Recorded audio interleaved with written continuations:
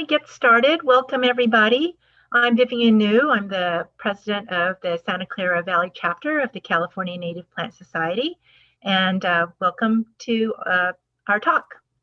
Tonight we have the Rosewood Medicinal Native Garden, which is a talk and tour by Radhika Thekkath, and we also have something new on today. So we have live transcript on, which is a captioning service.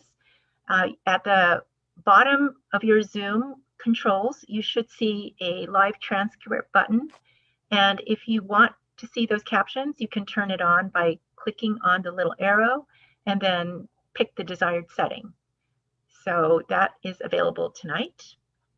And if you don't want to see it, you can just turn it off.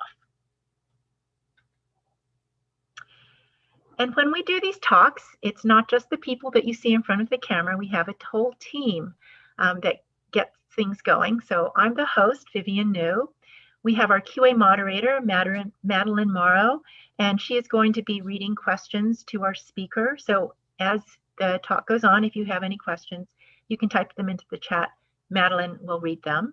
We have a YouTube moderator, Barbara Hunt, and she is going to be watching the chat on YouTube. So if you have any questions over on YouTube, just go ahead and ask them, and Barbara will be copying them over to Zoom so that they can be answered. And then, of course, we have our speaker, Radhika Thekkath. I'm assuming most of you know about the California Native Plant Society, but if you don't, CNPS is a nonprofit environmental organization. We were founded in 1965, and we have over 10,000 members, 35 chapters covering the entirety of California, and we even go beyond the borders of the state and the country because we have a chapter in Baja California. Our chapter, the Santa Clara Valley chapter, covers Santa Clara County and southern San Mateo. So we're sort of about up to San Bruno Mountain. And what we do is we work to save California's native plants and their habitats. And we do that with science, education, conservation, and gardening. If you are not currently a member, we would love to have you join us. That will help us support all these important things. And you get some wonderful benefits, including Flora and the CNPS Scientific Journal, which was formerly called Fremantia. Really great magazines. Flora's more general interest has a lot of information about gardening topics, and the Scientific Journal has a lot of really interesting information about plant science. You'll also receive the Blazing Star, which is our chapter newsletter that includes information about our events as well as a lot of general interest articles. Great newsletter. And there's also discounts available at various participating nurseries. So if you're not currently a member, please join, and you can do that at cnps.org/join. And this talk is part of our Native Plant Lecture Series, where we have a talk almost every Wednesday, with the exception of the fourth Wednesday of the month.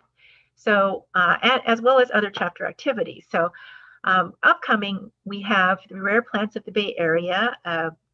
It's going to be a visual tour of rare plants around the Bay Area by David Greenberger. He is a great botanist. And he's a really good photographer. It should be a really fun evening. If you like looking at pictures of plants, and if you're a photographer or both, please, you might consider joining our photography group. You're welcome to just stop in. They meet on the fourth Friday of every month. And so the upcoming meeting is on June 25th at 7 o'clock. It's open to everybody. You don't have to show photos, but if you have photos you'd like to share, that's a place you can do it as well. It's a good place if you have any questions about plant ID to bring a picture, and you might get somebody to help you with that.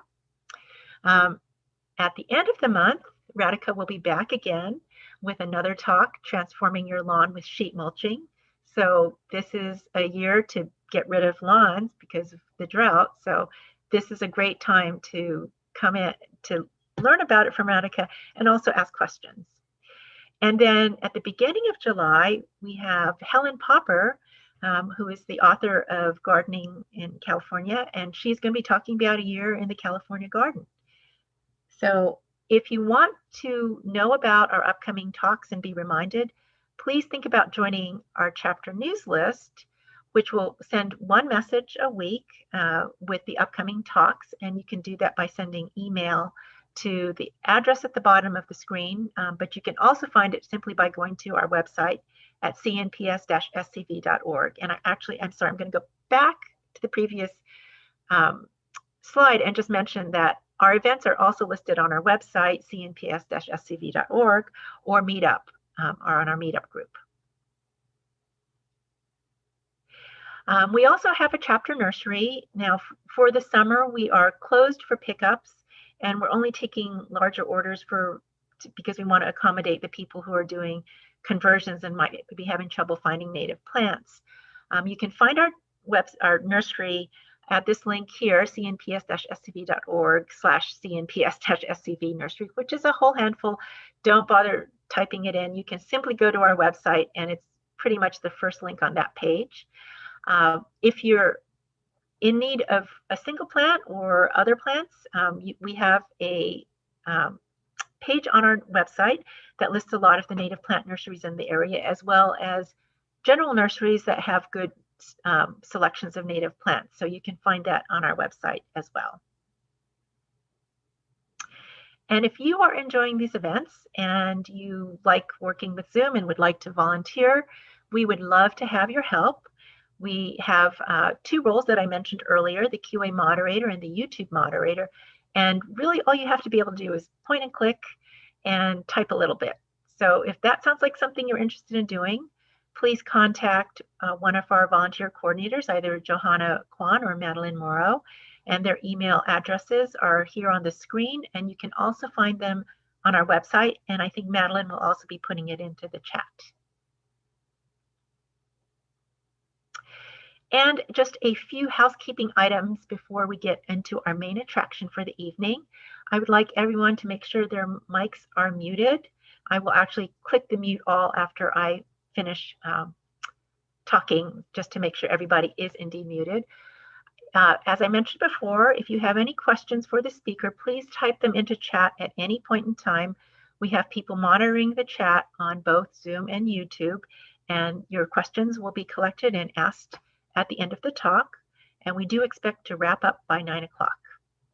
As some of you are probably aware, because you're on YouTube, we are showing this both on YouTube and on Zoom at the same time. It is recorded on YouTube, so if you want to review the talk later, it'll be available pretty much immediately after the talk. So you can always go back and look at it again. And at this point, I want to introduce Radhika. She has been a member of our chapter. She moved away for a little while, which is a huge loss, but she's back now, and we are very excited to have her back. She is a retired computer scientist who has been native plant gardening for over a decade. She's been an active member of our Gardening with Natives group, and she's also been doing a lot with permaculture lately. And she is going to be giving us a tour of her absolutely fabulous garden in Palo Alto. So Radhika, before I turn it over to you, I'm going to just hit the mute all, so you're going to have to unmute yourself because I just want to make sure that everyone is muted. Okay.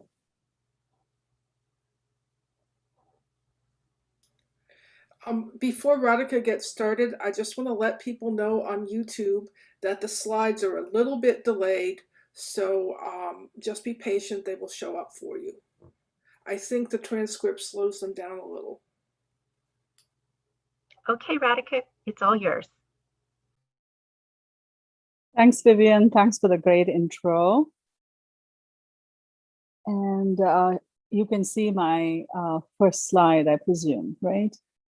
Yes, it looks good. Okay. Hi, everyone. Welcome to a tour of my garden in Palo Alto. I just called it the Medicinal Native Garden Tour because, you know, I've always had a personal interest in medicinal and edible plants. And I did spend some time researching and understanding some of the medicinal uses that these plants have been put to by the indigenous people all over California, in fact, not just the Bay Area. So I'm trying to advance the slide. There we go. So the garden is, about 12 years old. This doesn't mean every single plant in my garden is 12 years old. It just means this is when I started planting, and it'll be obvious to you when you look at some of my photographs, which are really that old and which are, younger plants. If I were to think about the total land area that excludes the house, I think it's about 5,400 square feet. This does include some stone patios, the walkways, the driveway, and spa, etc. And you'll see some pictures of this. And as I mentioned, I've always been interested in medicinal and edible plants, and a lot of my plants have great habitat value as well. And I'll mention some of these as we go along. I do want to give a shout out to Patricia Campbell, who for the 3 to 4 years that I was away, as Vivian mentioned, in Washington State, she maintained my garden and she improved it, and she enhanced especially the palette of the habitat plants. So I really appreciate her hard work and the fantastic thing that she's done with my garden. So if you drive up to my house in Palo Alto and start from the street, this is really a tour. So I'm not going to spend a lot of time on each slide. I'm just going to show you photographs. And if you have specific questions about plants, you can put them in the chat box. So I have a pretty small front yard because my house is in a cul-de-sac. So it's a pie-shaped lot. So it's pretty big at the back and it's pretty small in the front. Okay, so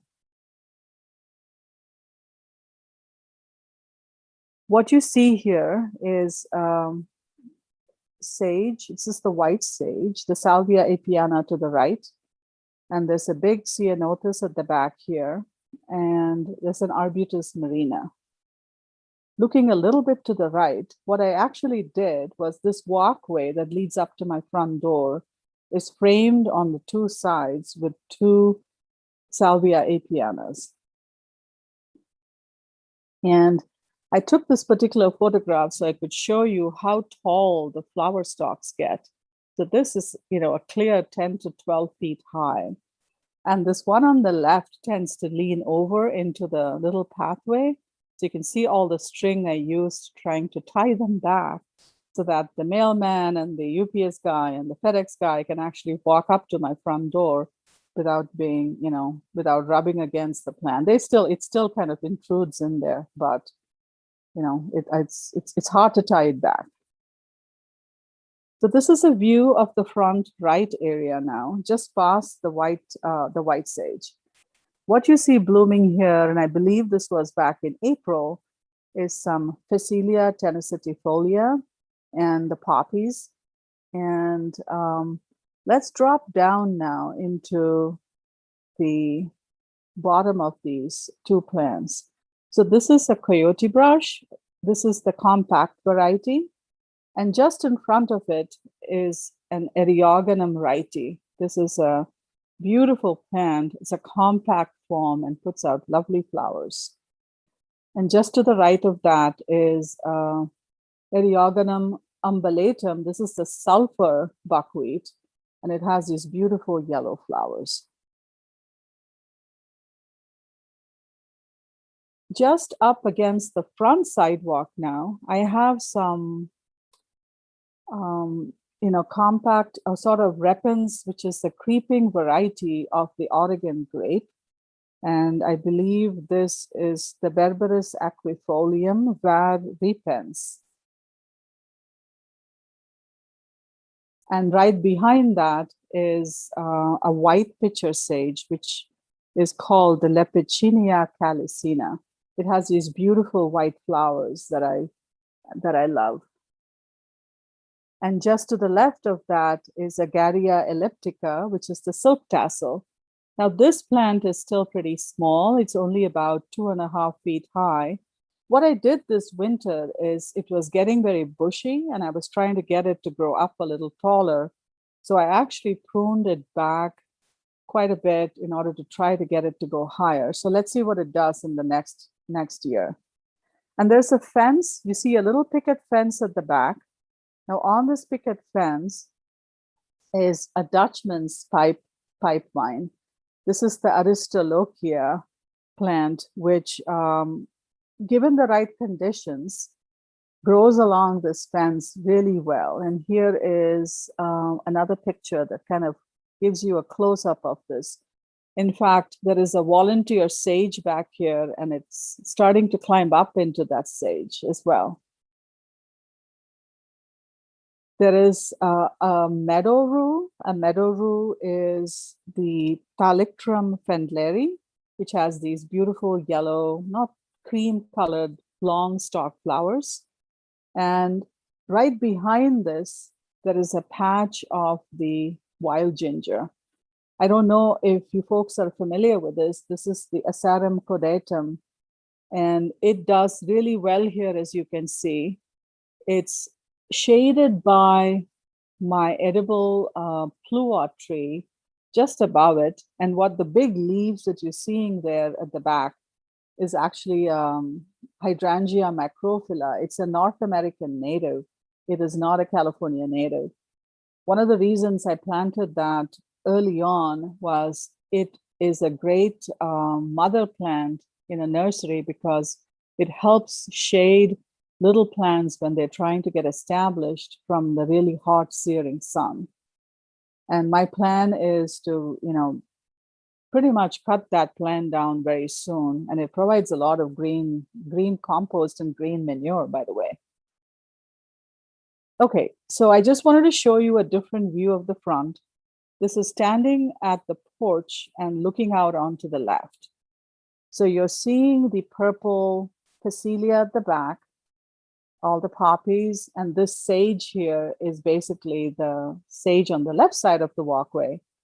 In the foreground, you see some of the white flowers of the canyon snow, Douglas iris. There is purple colored sage here that is not native. And you're seeing the trunk of my Santa Rosa plum, which is about 10 years old. And the pluot is about 18 years old, and it's to the left of that. Now, standing here at the porch and looking a little bit to the right of the walkway, this is the little center part. This is my big 12-year-old ceanothus. This ceanothus is called Tasahara Blue. It gets pretty big, as you see, but it takes really well to pruning and has these beautiful blue flowers for a very long time in the spring, and I love it.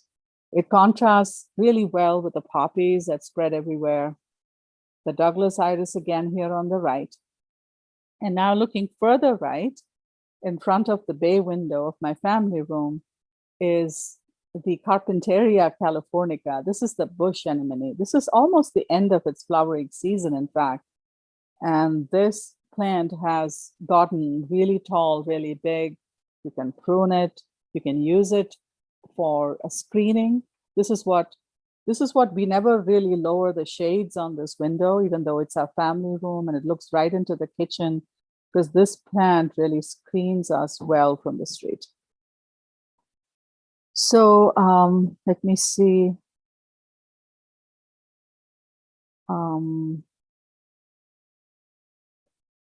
What happens next is at the bottom of this bush anemone, the Carpentaria, I have the San Bruno Mountain Heterotica. This is a plant that is endemic to San Bruno Mountains, found nowhere else. I don't remember when I got this, but it has done really well in this spot. It gets just enough morning sun and then late afternoon sun that it doesn't mind the midday shade. And it flowers really well, as you see here. And just behind it, the little creeper vine that you see on the ground is actually the Clinopodium yerba buena, Douglasii. So what I want to do is kind of step back now and talk a little bit about the medicinal value of some of these plants. The salvia, the white sage, has been used in ceremonial services by many, many indigenous peoples of California. They use it in their sweat lodges to remove toxins. They use the leaves of the plant for a remedy for colds and the flu. In general, it is a really well-used plant, as you know. One thing I do want to say, a caveat, is nothing you hear here from me is actually medical advice. So please don't ingest any part of any of these plants without really doing a thorough investigation and research into what you can eat and what you cannot eat, what you can put on your skin and what you cannot put on your skin. So neither I nor the California Native Plant Society will take responsibility for, any of these uses. What I'm telling you now are some of the traditional uses of the indigenous people. And we don't actually have complete information on the various methods and ways that they used to prepare these before they ingested it. So this does need research, and this does need further scientific investigation. There are a few species in my front garden which I would call, they were like keystone, medicinal use species by indigenous people. The Salvia apiana is one of them. Various species of ceanothus flowers were actually lathered up and used on the skin for poison oak, for eczemas, for skin rashes. And the Dutchman's pipe, the Aristolochia, is known to have a lethal effect on kidneys. If you ingest it, it can lead to kidney failure. So be very careful with that plant. But it is true that the Miwok tribe and the Sierras used this plant as a cold remedy. So it's not clear to us today how exactly they used it. The meadow rue, the Thalictrum pendleri, for example, a decoction of the roots was used by several tribes medicinally to cure colds and and viral infections like that.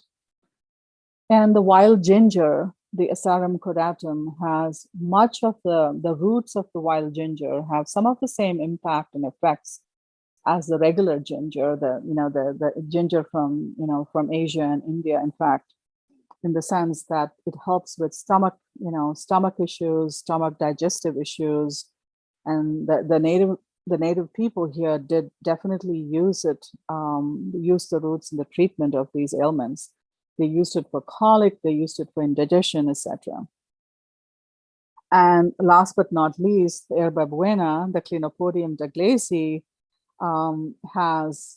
is known to have antiseptic, anti-cancer, diuretic, antispasm, all these different effects. And in fact, the tea made from the leaves has always been used for mild headaches and toothaches and such ailments. Anyway, so I just wanted to mention this in the context of the front yard before we moved to the other sides. So the right side, there's a small patio to the right of the house. So if you came on a tour with me, I'd probably walk you more quickly through this because I really don't have any native plants here. It's a small area that's shaded and sometimes very hot, and the western sun hits it.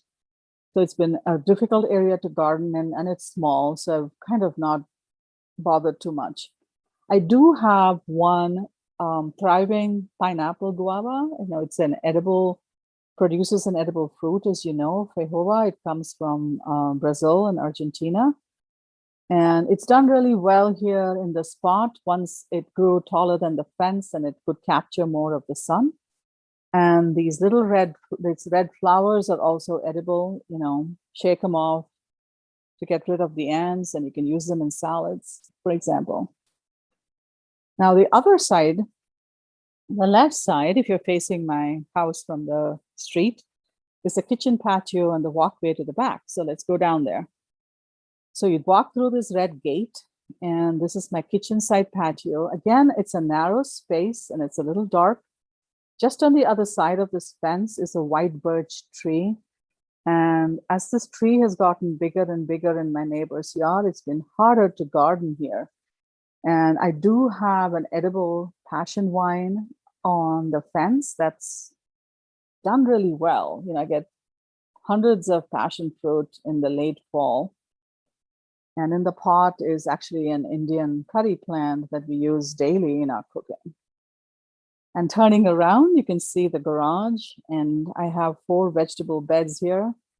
The 4th bed that's not visible in this photo is very close to the birch now, and it's not easy spot to garden in because the birch sends its roots in there if I water vegetables. And walking around here is a ceanothus. So this photograph was taken at the evening light, so it may not be very clear.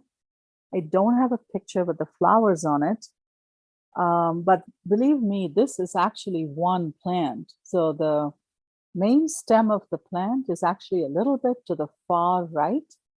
And as this plant grew out, I kept pruning it until I got it to kind of bend around this little semicircle.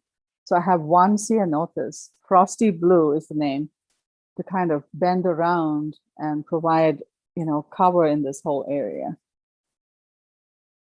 So now standing in my backyard, I want to show you my backyard meadow.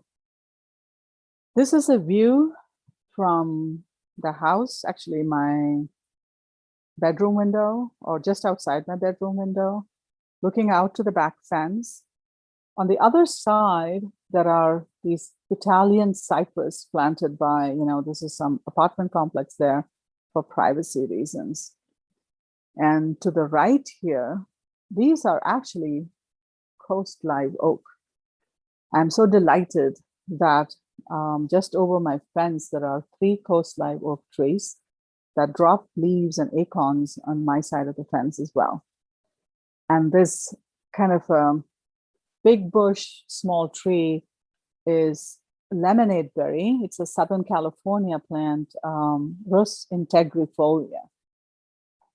Looking a little bit to the right, a little closer up, these are the flowers on the lemonade berry and the coast live oaks, a little closer up.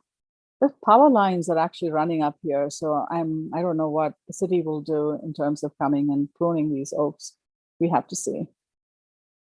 And then looking across my native meadow to the far right is that pole that has the power on top and the cables and the telephone. It's a mess. And there's a spa here in my garden on the far right.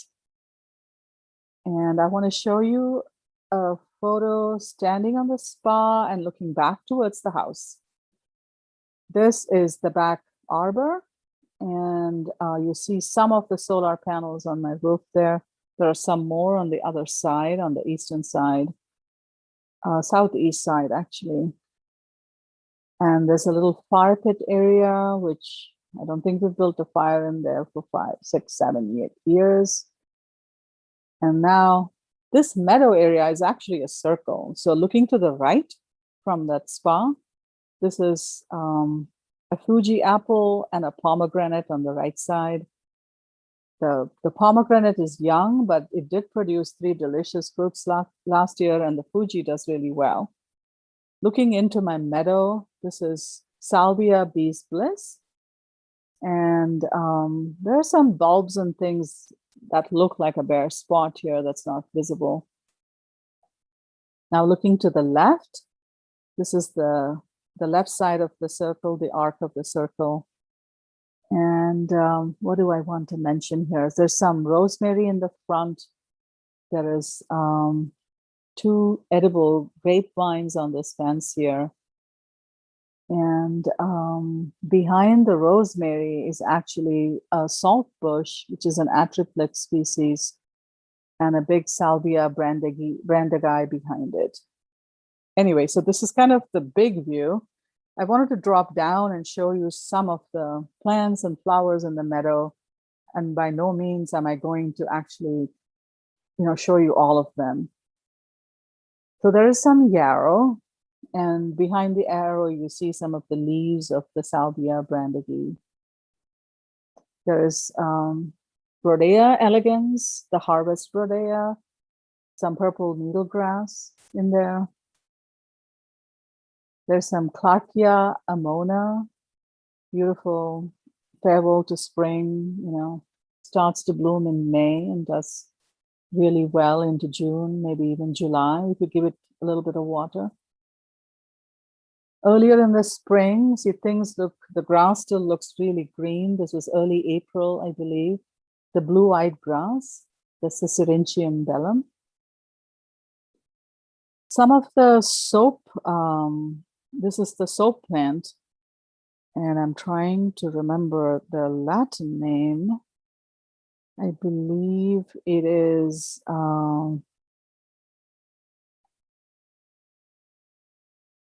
what is the Latin? Oh yeah, it is Chlorogallum pomeridianum. And this flower actually pops open in the evening and stays open through the next morning and maybe mid-morning. Sometimes mid-morning, sometimes it closes earlier. There's a cobweb thistle. This is a native California thistle. This is the Cirsium occidentale. Some iris, more of the Iris douglassiana, canyon snow. I do have the purple one somewhere. I just don't have a photograph in the slide set. And this is the wallflower. This is the sand dune wallflower. This is the Erysimum capitatum, var capitatum. Beautiful. It is supposed to only flower in the early spring, but it still had flower on it a couple of weeks ago. And you can see some of the Arctocephalus uva ursi behind it. And then the gum plant, the Grindella stricta, and some of the woolly blue curls behind it, the Trichostema lanatum. This is all in the meadow. And this is what the woolly blue curls actually looks like. This photograph I took, I think it must have been February. The woolly blue curls flowered through the winter for me, and I have no idea why. It does flower almost all year, but I've never seen it flowering in November and December. So that was delightful to have that color in the meadow. And with the tomato cage is the flax, the Linus louisii, and the Rudbeckia californica. I think that's the California coneflower. This was in early April when the elegant Clarkia, the Clarkia unguiculata, and the Salvia brandegii was in full bloom, looking glorious together, the sort of light blue and the pinks. And this is sort of a view standing back. There's a Douglas iris in front, in the foreground. The salvia, there's some poppies there, and I think the brandegii is to the back, and there were other things flowering in there as well. Hard to spot in a photograph. This is the Hooker's evening primrose, the Oinothera elata. It does spread quite vigorously, so you can pull them out if you don't want that many of them, but they do get really nice and tall and have beautiful flowers that open in the evening and stay open till midday again. And this is just another picture of the Arctocephalus uva ursi, and I think the picture is sideways. I don't think it looks straight to me. That's okay. The aster had just started blooming, I think, a couple of weeks ago. And this is a photograph of, I think, some of the first blooms. This is a great plant for, habitat, as you know, and so were many of the others that you've seen so far. The Ribes sanguineum verglutinosum, the red flowering currant. This photograph is from March, I believe, when the blooms were just starting to open. This is actually also in the meadow. And then here's another part where I have the Channel Island snapdragon, that is the Gambelia speciosa. And behind it, I think there is some California fuchsia and one of the calyxes. And to the right here is the solidago. But we'll talk more about the solidago in just a second here. Here's a flower of the of the solidago. This is the Solidago velutina species, californica. And starting to wind down on the meadow here, this beautiful orange-red flower is the desert globe mallow, called I might mispronounce this, Speralsia ambigua. And I wanted to end my meadow set with showing you a picture of the face I have in the meadow and juxtaposed with the really tall hookahs, evening primrose, so they send up these big shoots and these flowers pop open in the evening. And so this was taken in the evening so I could have the flowers in full bloom and in all its glory. So anyway, before we go to the backyard pond, I thought I'll spend a few minutes, and I'm just going to refer down to my notes as I do this, on the medicinal values of some of the plants that we just looked at. The coast live oak, of course, have been used, the bark has been used by the indigenous people to treat things like toothache, and they use the decoction as a wash for, wounds and sores. So it's been extensively used, other than just, the acorns as food. The yarrow, the Achillea mellifolium, has been a great plant for use.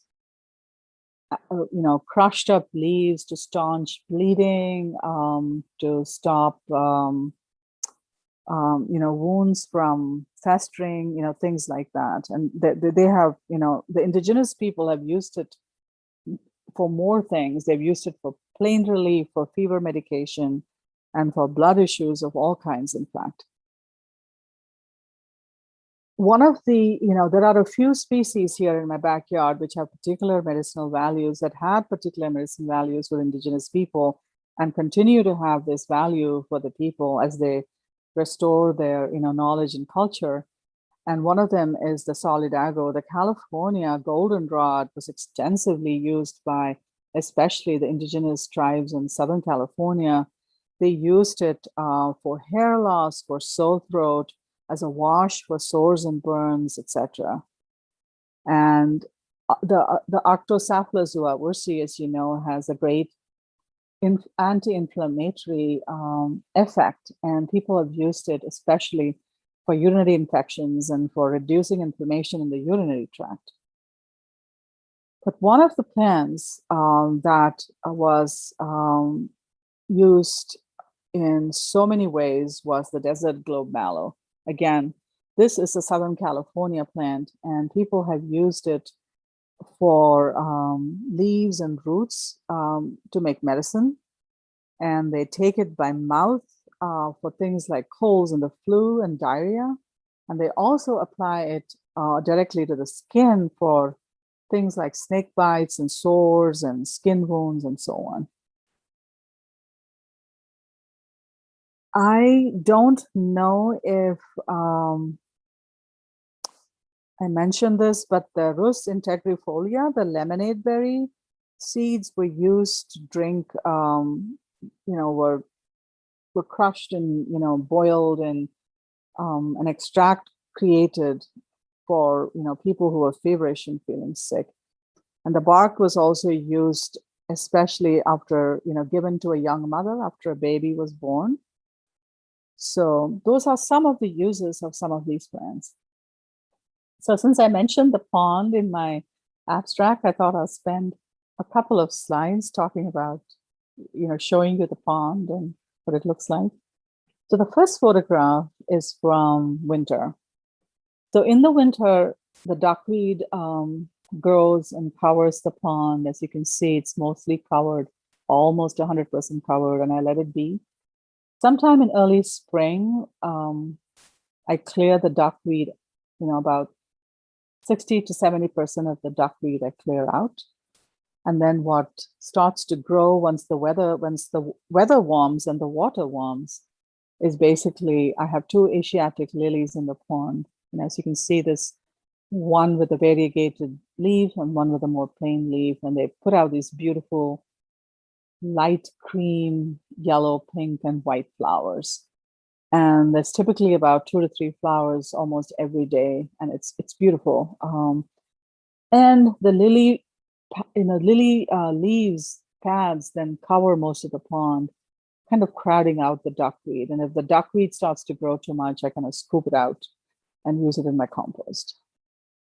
So this, just looking higher up, this is the fountain and a flat stone area, and the birds love to come and sit here in the flat area, bathe themselves, they drink, and they have the cover of the lemonade berry bush right next to it, so they can go back up there. And I don't know if this is visible. I think this photograph got cut off a little on the top, but you can see some of the mugwort, the Artemisia douglasiana behind. And there is a mountain mint also on the side. The mountain mint is from the Sierras, and it's called Pycnanthemum californicum. Another plant that's by the pond and is the Cicerenchium californicum, the yellow-eyed grass. It isn't really sitting with its feet in the water, but it's sitting just a few inches above. And so I do, and it's a water-loving plant, so I do kind of take a hose, every couple of weeks, and I kind of drench it a little, and it keeps it happy. And just to the left of the pond, there is a young toyon, a Heteromeles arbutifolia, and behind it, I have an edible Persian lime plant, what used to be called a kaffir lime plant. Use the leaves in making Thai soups and things like that. So those are some of the pond plants. And I just wanted to show you a little bit of some of the other plants around the meadow that are not in the meadow. You've seen the lemonade berry. This is the toyon. This is behind the spa, by the way. And it's sort of growing up into where the branches of the coast live oak are starting to come in there. And you can see some of the berries. Photograph was taken in the winter. This is what it looks like. The berries up and the leaves up close. This toyon has done really well. And I kind of have the compost is hidden to the right of that. I'll show you another photo. But to the left of the toyon is a non-native smoke tree. This plant has beautiful purple flowers that contrast well with the green toyon leaves. And it's from Eastern Europe, grows all the way to China. And this is called Cotinus crogigria. I think that's how you pronounce it. And it has exceptional medicinal value. And it's one of the few non-native plants I have. So this is just a view of my compost bin. This is big enough to accommodate all the compost, kitchen, and leaf litter compost that is created in the garden. And I have a little bin, a little bucket. I guess it's bigger than a bucket bin next to it with dried leaves and twigs and things. So I can mix that up with my kitchen compost. This compost bin must be at least 20 years old. So it's sort of on its last legs. And I've been meaning to build, a compost bin out of crates or something, but I haven't gotten around to it. And then up against the fence on the right side is a scrophularia. This is the bee plant, Scrophularia californica. And then walking further along that fence, there is osoberry, also called the Omlaria cerasiformis, and a relatively young blue elderberry behind it. This one, it did put out some flowers this year, so I'm really happy. It's only 2 years old, but as you know, the elderberries do grow very fast. What I'm trying to do is I'm trying to create a little, cover there so I don't have to see the back of the Midtown Shopping Center building. So I want to show you just a little bit of my back patio here. This is a little sitting area, the arbor above it. And I have this is the Rogers Red grape wine. It is not fully native. It's a mix of the Virus California and the European vine. And it has these, and you can see the pond behind it. And it has these, and you can see the Ribes sanguineum, the red flowering currant, is actually a pretty tall bush as well. And this is what the Rogers red leaves look like in December. So it turns a beautiful red, yellow, and it looks gorgeous and provides me with a lot of compost, actually, which I really appreciate. So just briefly to talk about some of the medicinal values of some of the plants we just mentioned. Let's go back and look at the smoke tree that I mentioned is an antiseptic, anti-inflammatory, antimicrobial, and anti-hemorrhagic agent in wound healing, as well as it helps with diarrhea, parodontosis, gastric and duodenal ulcers, and it's been used by people in all the way Eastern Europe to China for these cures. And I thought, with its high medicinal value and its beautiful purple flowers juxtaposed with the toyon, it just seemed like a great idea to plant it. The blue elderberry, of course, the indigenous people in California used it for all kinds of things, including basket weaving. But the bark of this plant has been used to help heal open wounds and sores. And the flowers are boiled and used and rubbed over aching joints and limbs. So then the native people used the Vitis californica. I don't know if any of you have seen the wild grape grow in the wild. I actually did see it in a few places. It just, if it has no place to climb, it just sprawls on the ground and it goes literally for tens of feet. It gets really long and it kind of carpets an area and has these little grapes that are actually not bad. They have little pulp and bigger seed, but the birds love them and all kinds of creatures use them. And the native people actually took the sap and they rubbed it on thinning hair to keep it healthy and to make it grow again. So that's a unique use of this. That's the end. I don't have any more slides. I have not actually shown you all the plants, all the plants in the meadow in my garden. There are a few I haven't, simply because I didn't want to, go on forever and ever. So I'd love to, do a personal tour at some point in the future. But I think for now, I'm ready to take questions. Thank you, Radhika. And you were just answering that question, is it possible to visit the garden in person? And I know we on the Native Garden Tour Committee are kind of pretty much planning to have an in-person tour in 2022, in spring of 2022. We used to have occasional visits for volunteers. We're not sure when we're going to get those started again. Somebody wanted to point out, when the hooker's primrose goes to seed, it's a natural bird feeder for goldfinches. Oh, yes. Mm-hmm. I've seen that too. And a question, do you have a lot of pollinators in your garden? It seems like there are a lot of plants that bees, hummingbirds, and other pollinators would really like. It's a huge habitat garden. I know I didn't spend a lot of time talking about that, but with the combination of the plants that I have and the pond, which provides essential water to the birds, I get a ton of, it's a constant stream of birds. It's a constant stream of bees. I think I've recorded something like 6 or 7 different types of native bees there, and I'm sure there may be more. I'm just not adept at, noticing and, figuring out exactly what the different ones are.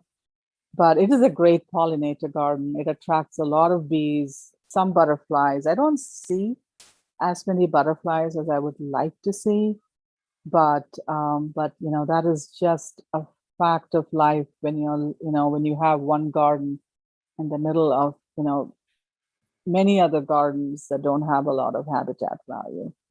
So that's just a fact. But birds, yes, it's a riot, and especially they love flying back into the oak trees and using that as shelter, and they do all kinds. They have all kinds of insects there to eat, bugs. So the combination of the oak, the pond, and the plants, yes. Okay. Speaking of having those creatures in your garden, I have a question.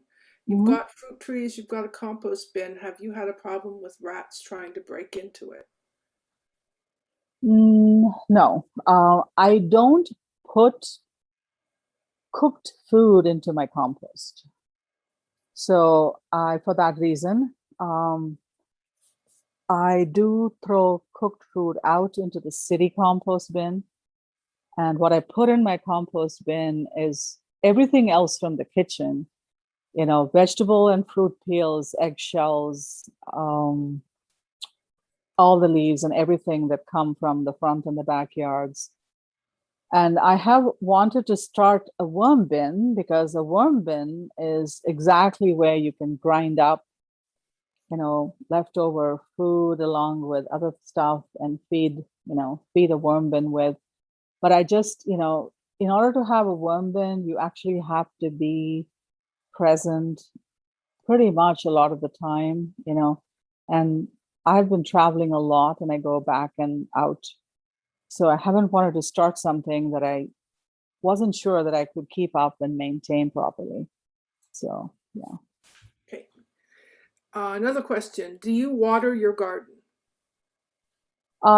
Yes, very selectively.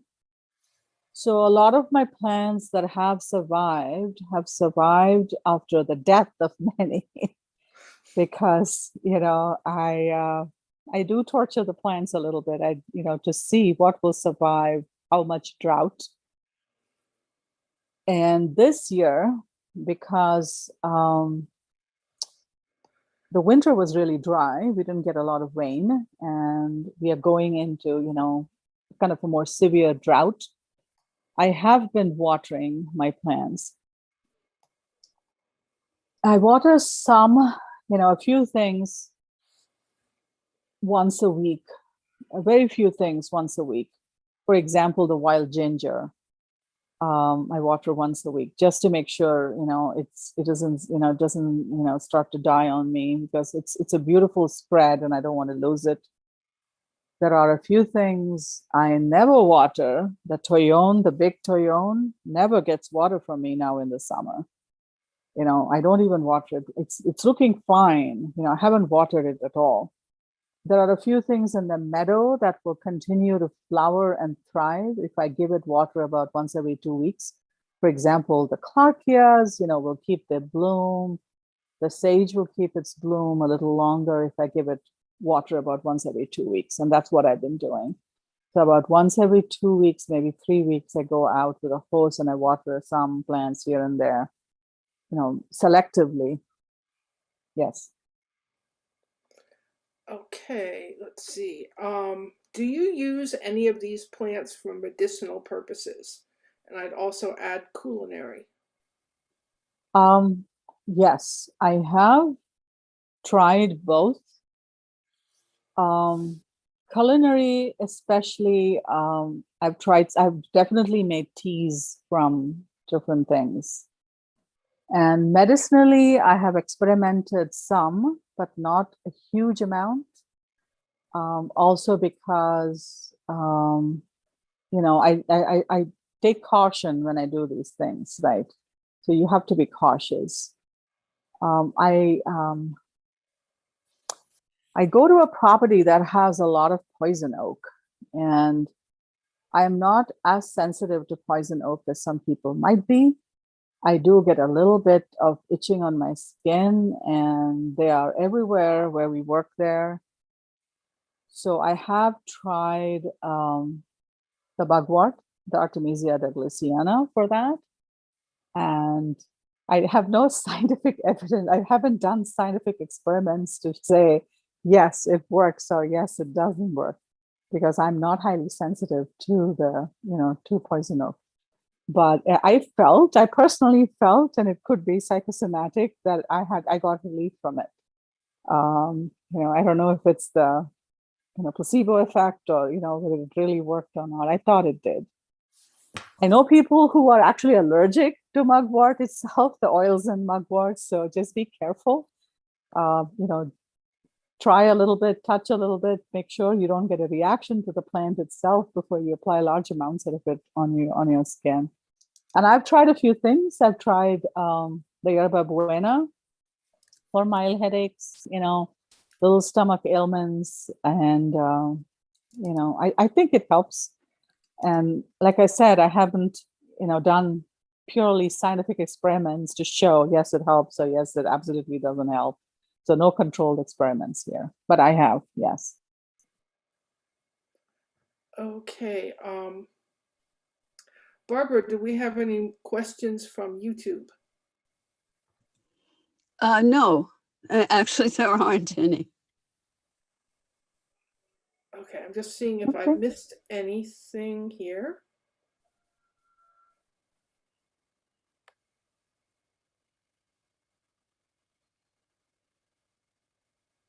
And I just want to say that in the East, jewelweed, which I forget what genus it's in, is supposed to help with poison ivy.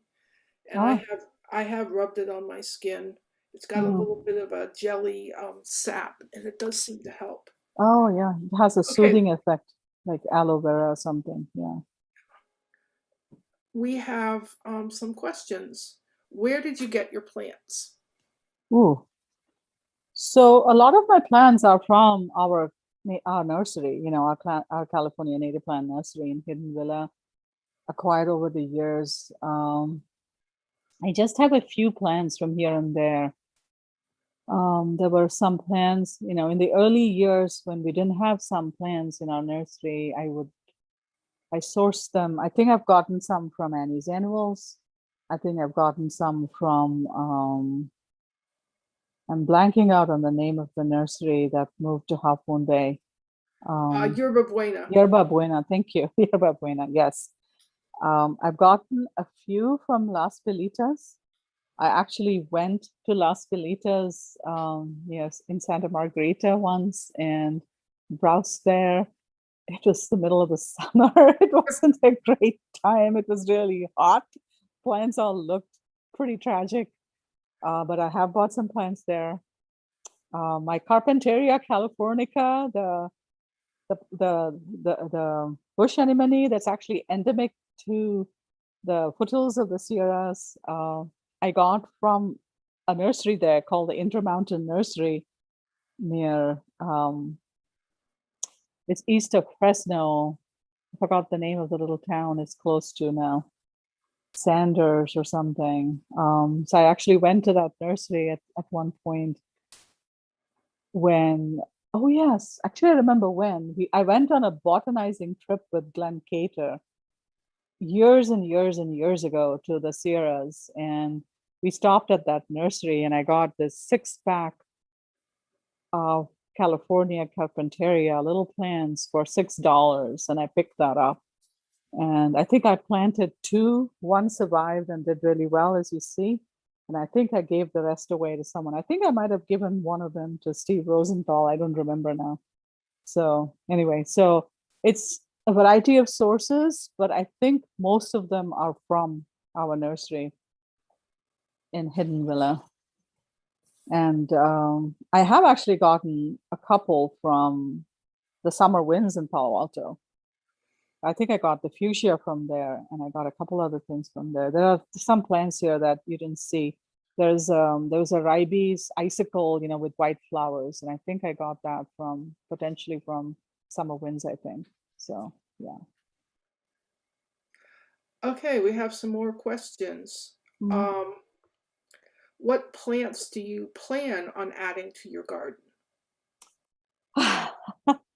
So, prominent plants that are missing from my garden. As you, as you guys, I don't know, some of you may have noticed, I didn't show many pictures of manzanitas. I actually have one, two, three, four. I have 6 manzanitas in my garden, but I showed you just one picture, the uva ursi. I have a big berry manzanita. I have a Dr. Hurd's. They're all still small. Um, so my goal would be to try, actually, instead of adding more plants, is to try to see what I can do to get my manzanitas to grow better in my clay soil. Need to kind of investigate that. What's missing is I don't have a coffee berry. I don't have a rhamnus. And for habitat value, I think I'm really nicely covered. There's narrow leaf milkweed in the meadow. I don't think you guys saw a photograph of that. I might add a few more of those. What would I add? I think there are some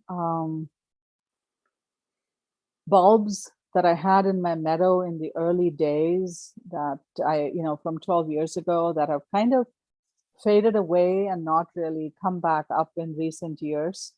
So the allium, there are the onion bulbs, there are some alliums, there are some more, the triteleas, laxa, the lilies. I used to have a fawn lily near the pond. That's gone. I love that flower. I'd love to have that back. And the one other bulb I was thinking of is the calocortus, the mariposa lilies. I had some of those, but I don't see any of them anymore. So I'd love to have some of the bulbs back, the cama lilies. So I think I would add some bulbs. There are a couple of big bushes that I don't have, but I need to find space for those. Other than that, there isn't a lot that I would add to my garden now. I think my goal would be to get my manzanitas to grow better and maintain what I have. It's a lot of, it's maintenance really is weeding, right? So a lot of it has to do with getting in there in the early spring and weeding so that you get it before the weeds get too big and spread their seeds. And I wasn't that successful this year because I was traveling a lot in the spring. So I think next year I'm going to have a big weed problem again. So my main goal next year is going to be getting on top of the weeding. Okay, a question about Rogers Red. I also have some input. According to some online resources, they will grow to as much as 40 feet. Is there a lot of pruning needed since they grow so fast? Yours looks pretty new. Is that true? Ironically, no. So mine is actually, it's about 8 years old. And the reason it didn't grow a lot is because I hardly ever watered it. I never watered it, And so now I decided, and okay, so here's the deal. Like my arbor used to have a plastic cover on top. The plastic degraded over time and I had it ripped out, and plastic is awful. So I'm not going to put plastic back. So now what I'm doing is I'm giving my Rogers Red some water. So this picture that you see here, let me see if I can go back up. This picture that you see here is last year before I did any tying up and pruning or anything. Let's see if my slide will go back. So what I'm trying to do this year, this is a new growth, is I'm trying to, get it up on top of my trellis and train it there so that it provides me with some summer shade, on that trellis, because it gets really hot down there in midsummer. And I think you can control the growth by how much water you give it. So in the summer, if you don't want it to get to be 40 feet, if you don't have 40 feet of space, just don't water it as much. And it also takes severe pruning, but it takes severe pruning. Yeah. We should probably, I have it on an arbor, and our experience was it covered it. The first year it grew up the pillar. The second year it kind of did a quarter. Hmm. And the third year it covered the whole trellis. Okay. But I think we were probably giving it too much water. How often were you watering it? I think once a week. That's too much. That may be too much. Yeah, most of my native plants get, once in two, except with the ginger being the exception, once in 2 weeks is the minimum. And if you think it's growing too much, just drop back to once in 3 weeks. This year, I'm noticing things, the drought is showing, in some of my established plants, like the ribes that you see, the sanguinium that you see at the back there, red flowering currant, is pretty drought tolerant. It's really quite hardy, but its leaves started to curl up from lack of water at some point in May. And I was really alarmed. I thought, oh my gosh, I've never seen the ribes do that. And so I did take a hose and I gave it some water. So yes, so people really need to watch out this year. This, established drought tolerant plants aren't quite behaving the way I expected them to behave. I expect them to behave in normal years. Yeah. Okay, we have a question about white sage. Yes. Carla says she loves her 2-year-old white sage, but it's becoming Godzilla. Would it Yes. suffer if I took some branches off now? Yes, the white sage. Problem. That's a common problem, not leaving enough space for white sage. Yes. So white sage in Palo Alto gardens, the Bay Area gardens is just too much water for the white sage's natural environment. It grows on the dry slopes of Southern California, right? So where it gets, maybe how much, 12 inches of water, and how much really stays there on that slope, I don't know. So that's its natural environment. So you take that and transport it to the Bay Area where, in a good rain year, I'm not saying this is a good rain year, you get 18 inches of water, right? So it takes well to pruning. You can prune the white sage, make, cut the branches into, smudge lengths, hang them upside down, dry them, make smudge sticks. There's all kinds of things you can do with the white sage stalk, especially before it flowers. Make tea with it, use it for soothing, aches and pains. I mean, yes, you can cut it and it'll grow back. And there's a question about good books that talk about medicinal culinary value of California natives, and Susan Karasoff has put in several resources there. So Barbara, why don't you copy them to YouTube if you haven't done that yet? You probably have. I know in terms of indigenous uses of native plants, there's also Tending the Wild by Yes, Tending the Wild is a wonderful book. It's Kat Anderson, right? Yes, it's packed with information. That book is this thick and it's dense. And I found it to be a page turner. I couldn't stop reading it. Yeah, it's got amazing stuff in there. I highly recommend that book. Just be on your shelf. Even if you don't have the time to read it now, open to a random page and you read something and it's going to be interesting. And Susan has put its complete name in the chat. Thank you. Oh, good. Okay. And I'm just going to use this at the end of the talk. If you see those little 3 dots down at the bottom of the chat, if you click on them, you can save the chat. So you don't have to retype this stuff. You can make a copy for yourself. And more plants. And there's also some cookbooks written by indigenous people. Yes. Which we should put that on our website. But there's a lot of good books here. And let's see. And Grace Sang put up a link to a database for indigenous plant use. Good. Yeah. There are a lot of resources out there now, especially in the last few years, I've noticed. So when I started doing this, with my interest 12 years ago, there weren't that many resources and easy ways to find this information. The Tending the Wild was definitely around. There were a couple of the books, but now there's a ton of information, not just in book form, but also on the internet. So yes, and there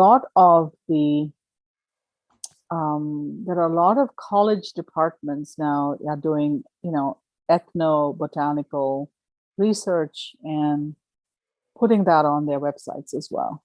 So a lot of universities, especially in California. I'm not familiar with the rest of the country, but definitely in California. Okay. Will you save the chat for me? Should I stop sharing? I would like to save the chat as well. Madeline? Okay. Okay. If you stop sharing, Okay. Oh, great. Okay. do you see when you click the three dots, your first choice is Save Chat? Yes, I know how to And do you'll that. see a link to that when you leave Zoom. Yep. Okay. Because And I'd love to see what other people have put in here as resources as well. so, since there are no further questions, I think we want to thank Radhika for a really great presentation. It was really interesting, and I'll turn it back over to Vivian. Thank you, Madeline. Thanks, Radhika. Thanks, Madeline. Thanks, Barbara. This is a great talk. Lots of great information. And thanks to everybody for joining us tonight. And next week, we'll be back again, same time, same place, with a tour of rare plants around the bay. And hope to see you soon. So I'm going to be ending the session now. Good night, everybody. Good night.